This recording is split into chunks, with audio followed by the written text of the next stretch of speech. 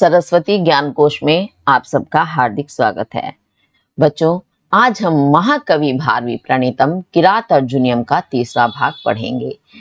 पहले के इसके दो भाग हम पढ़ चुके हैं। पहले भाग में हमने प्रारंभ के 4 श्लोक पढ़े थे और दूसरे भाग में, दूसरी वीडियो में हमने पढ़ा था उसी पहले के 4 श्लोक जो थे पहली वीडियो के, उससे संबंधित प्रश्नोत्तर। तो उन 4 श्लोकों में हमने क्या पढ़ा था, ये जानने के लिए हमें एक बार उसको दोहराना होगा, ताकि हमें अब आगे के तीसरे भाग में श्लोकों की सारा अर्थ, सारी कहानी समझ में आ जाए। तो हमने पढ़ा था प्रारंभ के 4 श्लोकों में कि वनवासी वेशधारी गुप्तचर द्वैत वन में युधिष्ठिर के समीप कुरु प्रदेश के राजा दुर्योधन की सारी सूचना एकत्र करके और बड़े ही शालीन और सार्थक शब्दों में युधिष्ठिर से अपनी बात कहता है और उनसे बात कहने की अनुमति मांगता है। और क्या कहता है वह, कि सेवक और गुप्तचरों को कभी भी अपने स्वामी को प्रिय और मिथ्या बोलकर नहीं ठगना चाहिए। और अब चौथे भाग में उससे आगे वाला अंश हम पढ़ेंगे। तो देखते हैं आज क्या कहता है वह गुप्तचर या वनेचर। तो पहला श्लोक है, स किम सखा साधु न शासति यो अधिपम हितान्ना यः संशृणोते स किम प्रभुः सदा अनुकूलेषु हि कुर्वते रतिम नृपेष्वात्मातेषु च सर्वसंपदः। तो क्या बताता है वनवासी वेशधारी गुप्तचर युधिष्ठिर से कि यो जो अधिपम, अधिप को, राजा को, साधु भली प्रकार से, सही से, ना नहीं शास्ति, शासित करता है, उपदेश देता है। सा किम सखा, सा वह, किम क्या, सखा मित्र, वह क्या मित्र है। और यहाँ जो ये हितान लिखा है इसे विच्छेद करेंगे, बनेगा हितात ना।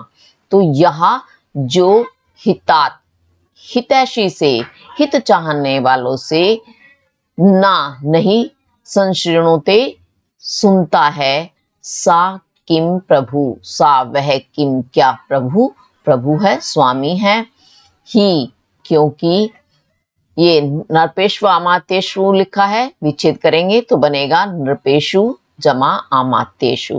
नृपेशु राजाओं के, चा और आमात्येषु आमात्यों के, मंत्रियों के, अनुकूलेषु अनुकूल रहने पर, सदा सर्वदा हमेशा, सर्व संपदः सभी संपत्तियां, रतिम रति अनुराग प्रेम कुरुते करती हैं। ये इसका शाब्दिक अर्थ है।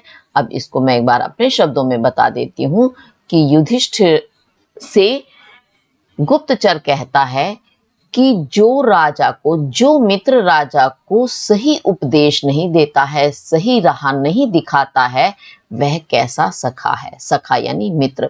अब मित्र जो होते हैं वो मित्र ही नहीं, जो मंत्री, अमात्य, अमात्य को मंत्री कहते हैं, तो मंत्री इत्यादि वे भी राजा के मित्र ही होते हैं, जो हर समय राजा के समीप रहते हैं और राजा को सही से उपदेश नहीं देते हैं, सही मार्ग नहीं दिखाते हैं।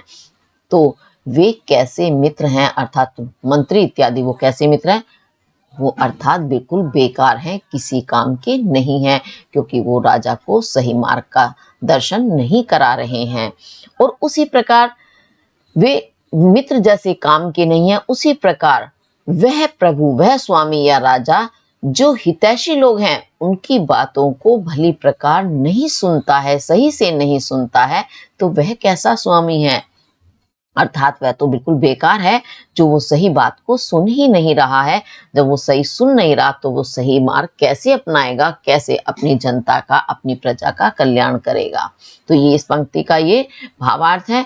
और क्या कहते हैं वनेचर, कि जहां पर, जिस देश में राजा और अमात्य अर्थात मंत्री हमेशा अनुकूल रहते हैं, एक दूसरे के समानार्थी होते हैं, एक दूसरे की बात को समझते हैं, मानते हैं, वहां पर सभी संपत्तियां हमेशा प्रेम करती हैं उस स्थान से। यानी संपत्ति से मतलब ये नहीं है कि रुपया पैसा धन दौलत, हर संपत्ति हर चीज की जो अच्छाई बढ़त होती है वही संपत्ति मानी जाती है।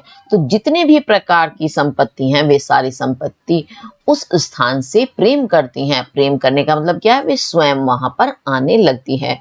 क्यों? दोनों की, मंत्रियों की भी और राजा की जब सही सलाह होती है तो सारे कार्य अच्छे ही संपन्न होते हैं। जब कार्य सही से संपन्न पूर्ण होते हैं तो वहां सारी सफलताएं निवास करती हैं। हर प्रकार की संपत्ति उस देश में, उस राज्य में आती है। ये कहने का तात्पर्य है। तो ये आपको समझ आ गया होगा। अब आगे देखते हैं। निसर्ग दुर्बोध अबोध विकल्वः क्व भूपतीनां चरितं क्व जन्तवः तवा अनुभावो अयं वेदी यन्मया निगूढ़ तत्वं न्यवर्त्म विद्विषाम्। और क्या कहता है गुप्तचर कि भूपति नाम, राजाओं का निसर्ग, निसर्ग कहते हैं स्वभाव, दुर्बोध, दुर कहते हैं कठिनता से, बोध जाना जाने वाला, यानी दुर्जे जिसे जानना सरल नहीं है, ऐसे क्वा कहाँ। तो निसर्ग स्वभाव कैसा है? दुर्बोध, कठिनता से जाने जाने वाला। भूपति नाम, राजाओं का चरितम, चरित क्वा कहाँ। और जब यहाँ विच्छेद करेंगे, निसर्ग दुर्बोध, दुर्बोधम अबोध बन जाएगा, अबोध विकल्वा। तो अबोध, अज्ञान से, विकल्वा रहित हुई, नष्ट हुई। जंतवहा, जंतु, क्वा कहाँ। तव अनुभवो अयम, अयम यह, तव तुम्हारा, अनुभवो अनुभाव है, प्रभाव है, यन्मया, यन यानी यत, जो मया मेरे द्वारा, विद्वेषाम, विद्वेष का, शत्रुओं का, निगूढ़ तत्वम, निगूढ़ छिपा हुआ, तत्वम रहस्य वाला, नए नीति का वर्त मार्ग अवेदी जान लिया गया। ये इसका शाब्दिक अर्थ है। इसे एक बार आप मेरे शब्दों में समझेंगे तो आपको इसका भावार्थ समझ में आ जाएगा। तो क्या कहता है गुप्तचर इसमें कि राजा कैसे होते हैं? उनका स्वभाव जो है दुर्बोध होता है, कठिनता से जाने जाने वाला होता है।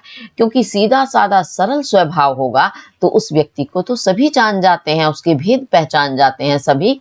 लेकिन राजा वो कैसे होते हैं? उनका स्वभाव ऐसा होता है, उसे कोई भी आसानी से नहीं जान सकता। क्यों? सरल स्वभाव होना उनके लिए हितकारी नहीं होता। तो वो राजा हैं, उन्हें किस समय कैसा निर्णय लेना होता है, इसी कारण उनका स्वभाव भी बिल्कुल दुर्बोध होता है, अजेय होता है। उसी प्रकार तो उनके चरित्र को कोई भी आसानी से नहीं जान सकता। और कहाँ बुद्धि से विकल, यानी जिनमें बुद्धि है ही नहीं, बुद्धि से रहित जो जंतु होते हैं वे कहाँ, यानी राजा और सामान्य जो प्रजा होती है, सामान्य व्यक्ति जो होते हैं, उनकी बुद्धि में बहुत ज्यादा अंतर होता है। तो वनेचर यही बताता है कि आप तो इतने महान हैं और मैं बिल्कुल मूढ़ हूँ, मूर्ख हूँ, तो मेरी और आपकी कोई भी तुलना नहीं है। परंतु ये आपका ही प्रभाव है कि मैं, जो द्वेषी है, जो शत्रु है, कौन है? दुर्योधन, जिसका नीति का मार्ग जो है, उसके मार्ग को, उसके वो भी मार्ग कैसा है? निगूढ़ है, क्योंकि वो भी एक राजा है। तो उसका भी गुप्त रहस्य है, उसे जो मैंने जान लिया है, वह सब किस कारण जान लिया है? आपके प्रभाव के कारण ही मैं वह सारी जानकारी इकट्ठा कर पाया हूं दुर्योधन की। इसमें मेरा अपना कोई भी प्रभाव नहीं है। यानी वो अपने आप को बहुत ही हीन और राजा को बहुत ऊंचे रूप में दिखाता है। ये इसका भावार्थ हुआ। अब निश्चित रूप से आपको समझ आ गया होगा। अगर समझ ना आए तो कमेंट करके आप अवश्य पूछें। अब आगे देखते हैं और क्या होता है। विशंकमानो भवतः पराभवम नृपासनस्थोऽपि वनाधिवासिनः दुरोदरछद्मजितां समीहते नयन जेतुम जगतिम सुयोधनः। तो और क्या कहता है गुप्तचर कि नृप आसनस्थो अपि, नृप राजा के आसन पर, स्थो अपि स्थित होने पर भी, वना अधिवासिनः, वन में अधिवासिनः निवास करने वाले, भवतः आपसे, पराभव भवम पराजय को, हार को, विशंक मानो आशंका करते हुए, दुरोदर छद्म जिताम, जब आप इसे विच्छेद करेंगे तो बनेगा दुरोदरम जमा छद्म जिताम। तो दुरोदरम अर्थात द्यूत में या जुए में, छद्म छद्म से, छल कपट से, जिताम जीती हुई, जगतिम पृथ्वी को, जे तुम जीतने के लिए, सुयोधनः सुयोधन नयन नीति के मार्ग से, जे तुम जीतने की समीहते इच्छा रखता है। ये इसका शाब्दिक अर्थ है। तो जो जानकारी वनेचर लेकर के आया है युधिष्ठिर के पास, उसी जानकारी को बताते हुए कहता है कि इस समय वर्तमान समय में दुर्योधन को किरात अर्जुनियम में सुयोधन के नाम से पुकारा गया है। सुयोधन कहते हैं भारवी जीव ने। तो सुयोधन यानी दुर्योधन जो है इस समय कहाँ स्थित है? राजा के आसन पर स्थित है, यानी वह राजा है इस समय। और आप कैसे वन में निवास कर रहे हैं, क्योंकि आपको तो क्या मिला था? वनवास। तो वन में रहने की आपकी अवधि चल रही है। तो आपसे वह हमेशा पराभव से यानी हार से आशंकित रहता है कि कहीं आने वाले समय में मुझे आपसे हार का मुख ना देखना पड़े, मेरी पराजय ना हो जाए। इस कारण वह हमेशा आशंकित रहता है। और आज जो पृथ्वी है जिसका वह पालन कर रहा है वो कैसी है? उसे कैसे मिली है? उसे मिली है जुए में। जुए में उसने छल कपट से उस पृथ्वी को जीता है। परंतु छद्म से तो उसने जीती है, परंतु आज उसे वह नीति से जीतना चाहता है। क्यों? यदि उसने नीति का पालन किया तो जो प्रजा है वह उसके हित में रहेगी, मंत्री उसके हित में रहेंगे। लेकिन अगर उसने फिर छल कपट प्रजा के साथ किया तो उसकी हार निश्चित है। तो ये सारा रहस्य जानते हुए, ये सारी बात जानते हुए सुयोधन जो है नीति के मार्ग का पालन कर रहा है। भले ही उसने उस पृथ्वी को कैसे जीता है? जुए में छल कपट से जीता है, द्यूत में। ठीक है, ये इसको आप भावार्थ को आप समझ सकते हैं, आपको समझ आ गया होगा। अब आगे देखते हैं। तथापि जिहा सा भवज्जिज्ञाया तनोति शुभ्रम गुण संपदा यशः समुन्नयन भूतिमनार्य संगमाद्वरम विरोधो अपि समम महात्म्यभिः। तो ये आपकी जो विरोधो अपि समम महात्म्यभिः ये सूक्ति है। अब इसका भावार्थ शब्दार्थ देखेंगे पहले। सा वह, जी है कुटिल, वह कुटिल कौन? दुर्योधन। वह कुटिल तथापि फिर भी वह कुटिल भवत जिज्ञासाया, इसे विच्छेद करेंगे तो भवत जिज्ञासाया हो जाएगा। भवत आपको जिज्ञासाया जीतने की इच्छा से, गुण संपदा गुणों की संपत्ति जो कैसी है? शुभ्रम निर्मल, यशः यश को तनोति तनोत कर रहा है, विस्तार कर रहा है या प्रसार कर रहा है। ये भूतिम अनार्य संगमाद वरम है, इसे विच्छेद करेंगे। भूतिम जमा अनार्य जमा संगमात जमा वरम, ये इसमें शब्द बनेंगे। तो इसे देखेंगे अनार्य। अनार्य कहते हैं दुष्ट, जो आर्य नहीं है, दुष्ट अर्थात दुष्ट के संगमात संगम से, संगति से, महात्म्यभिः महात्माओं से, समम समानता या साथ, महात्माओं का साथ, विरोधो अपि विरोध होने पर भी, वरम वर है, श्रेष्ठ है। जो कैसा है? भूतिम ऐश्वर्य को समुन्नयन बढ़ाने वाला, ऐश्वर्य की उन्नति करने वाला। ये इसका शाब्दिक अर्थ है। एक बार इसको मैं अपने शब्दों में बता देती हूँ, फिर आपको अच्छे से समझ आएगा। तो वनेचर बताता है कि वह दुष्ट है, ये तो आप जानते हैं। अच्छा व्यक्ति तो नहीं है, क्योंकि भले ही वो आज कितना ही अच्छा कार्य क्यों ना कर रहा हो, लेकिन उसने बड़ी दुष्टता के साथ आपका अधिकार छीना है। तो वह दुष्ट है, कुटिल है। इसी कारण वो कहते हैं कि वह दुष्ट आपको जीतने की इच्छा से क्या कर रहा है कि जिससे वो आप पर जीत हासिल कर ले, उसके लिए वह गुण संपत्ति, गुण की संपत्ति क्या होती है? दान, उदारता, दाक्षिण्य इत्यादि जो अच्छे गुण होते हैं, जिससे अन्य व्यक्ति प्रभावित होते हैं, लाभमय होते हैं। तो ऐसी गुण संपत्ति कैसी है, निर्मल।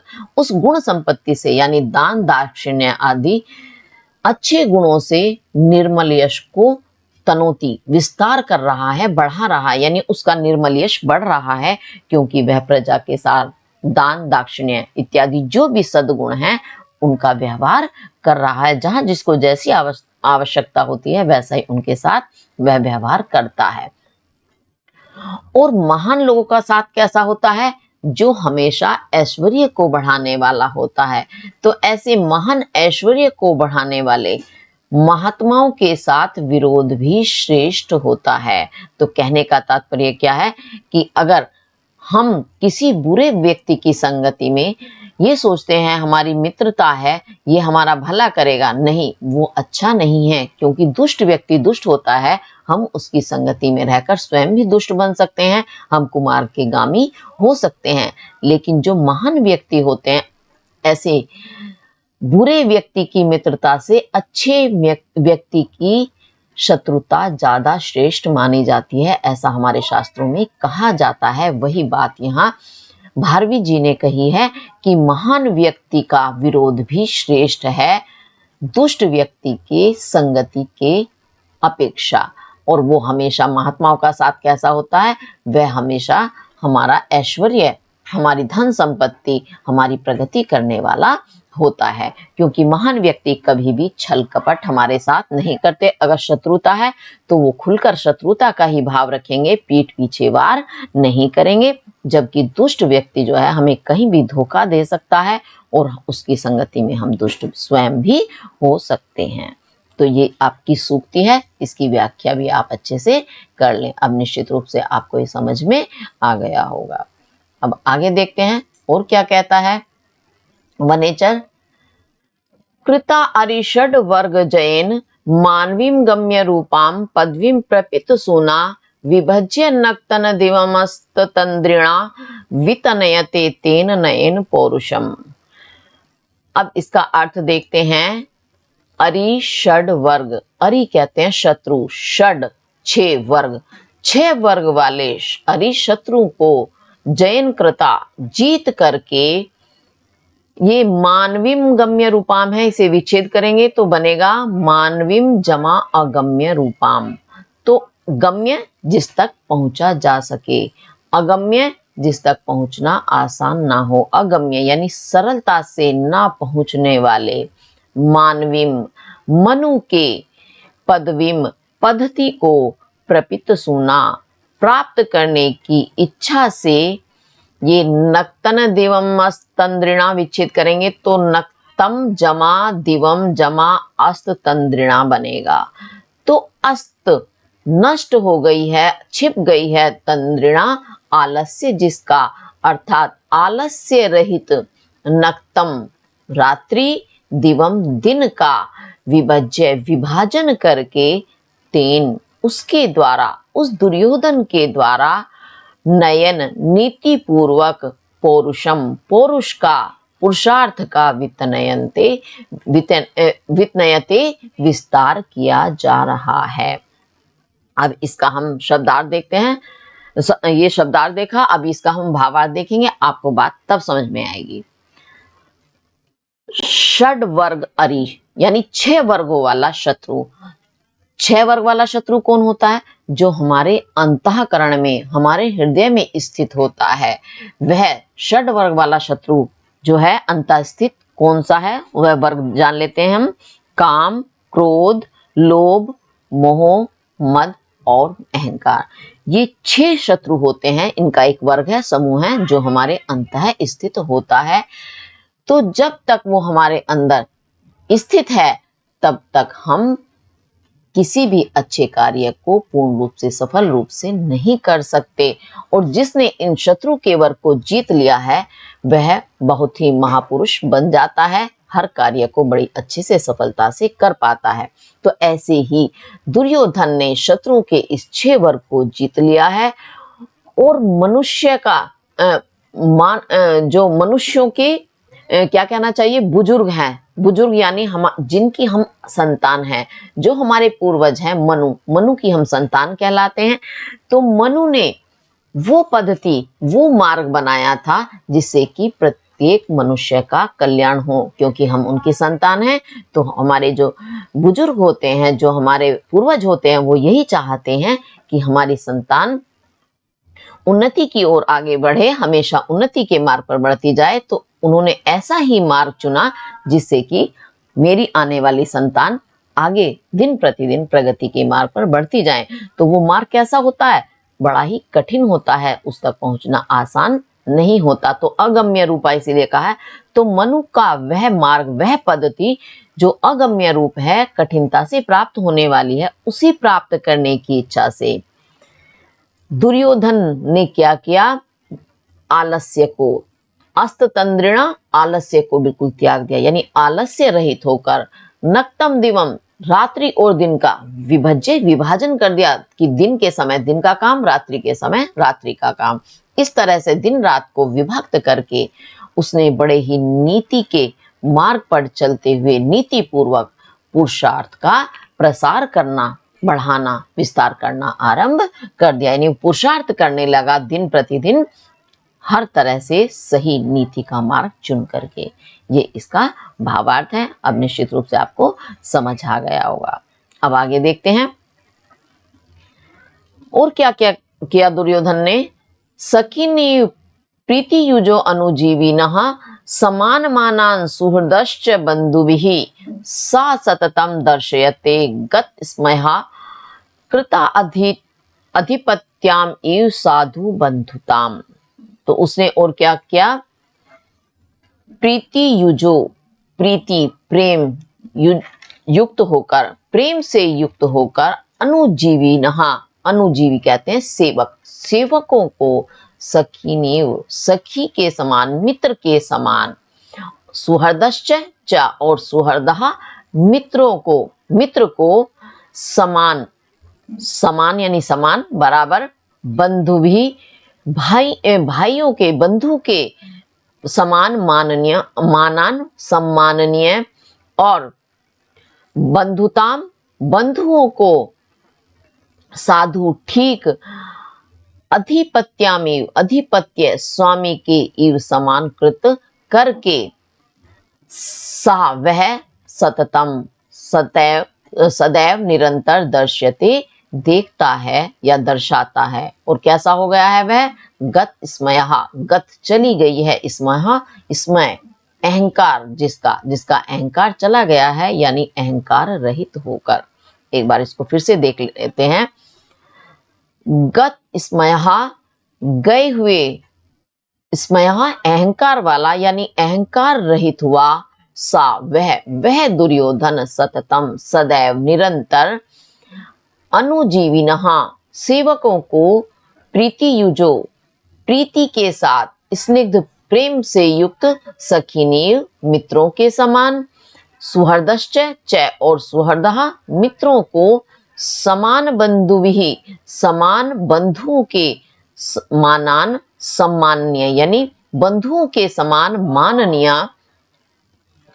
और बंधुताम, बंधुओं को साधु ठीक, अधिपत्याम इव, अधिपत्य स्वामी के इव समान कृता करके, दर्शयते दिखाता है, दर्शित करता है, यानी बिल्कुल ठीक ठीक वैसा ही दिखाता है। अब इसको मैं एक बार अपने शब्दों में बता देती हूं कि वह जो इतना अहंकारी घमंडी था, कौन? दुर्योधन, वह अब कैसा हो गया है? गत स्मयः, जिसका अहंकार बिल्कुल नष्ट हो चुका है।